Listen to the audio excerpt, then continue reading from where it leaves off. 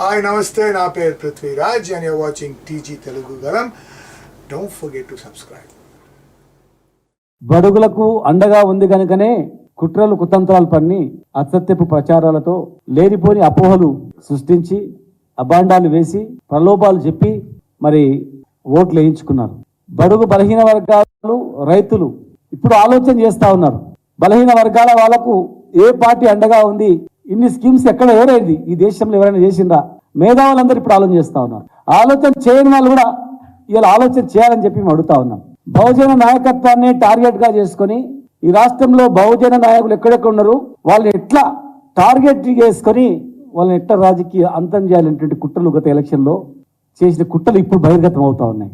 వారిని బహుజన నాయకత్వాన్ని టార్గెట్ గా చేసి వాళ్ళని ఓడించాలి, ఎట్టి పరిస్థితుల్లో ఓడించి వాళ్ళ కళ్ళతో వాళ్ళ చేతులతోనే వాళ్ళ కళ్ళు పడిచి వాళ్ళ చేతులతోనే వాళ్ళతోనే అసత్య ప్రచారాలు చేసి మరి వీళ్ళు రాజకీయంగా ఎదిగితే ముందే ఆ పార్టీ బహుజనులకు అండగా ఉంది.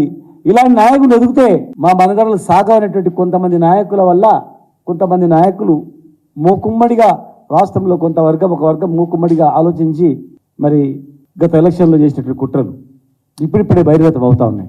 3 నెలల్లో ఎంతమంది బహుజనుల మీద దాడులు జరుగుతూ ఉన్నాయి, బహుజన నాయకుల మీద దాడులు జరుగుతూ ఉన్నాయి.